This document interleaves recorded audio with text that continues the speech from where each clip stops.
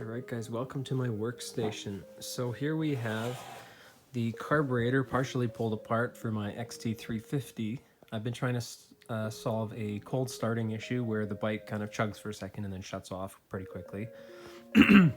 So I dug into this last year and did kind of a general cleaning in here, but this year I decided to pull it apart and really figure out what the problem is. So going through all of the different circuits, I basically have taken compressed air and blown them out. But what I noticed was my choke was not necessarily the most effective on cold starting the bike.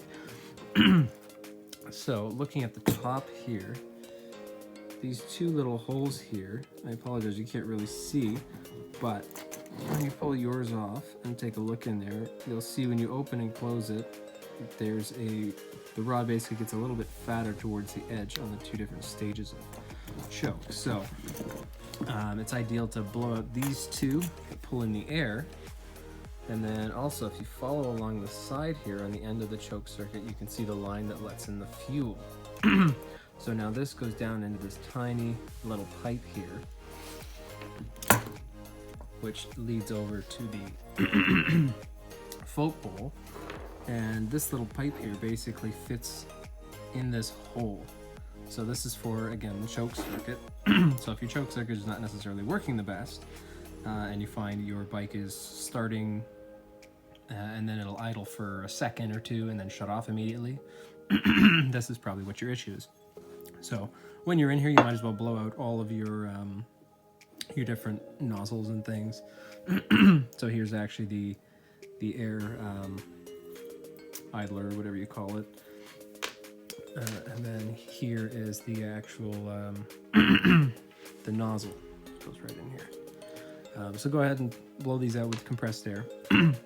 But the important part is here. So I blew compressed air through here and could hear it and feel it go through the circuit in here. But last year I didn't give this a thought.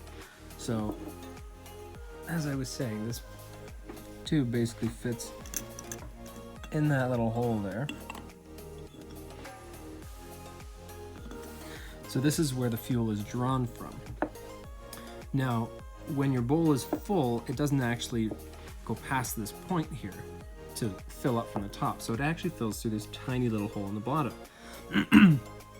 Now, what I noticed when I started cleaning is that running compressed air through here wouldn't actually go through.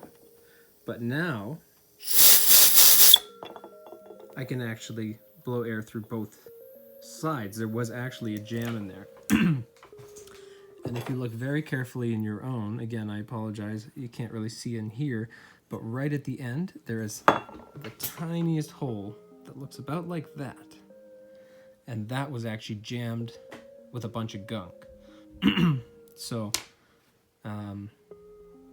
just blow all the circuits out with compressed air, do a general cleaning, and make sure you get it this guy, and this will probably solve your issue.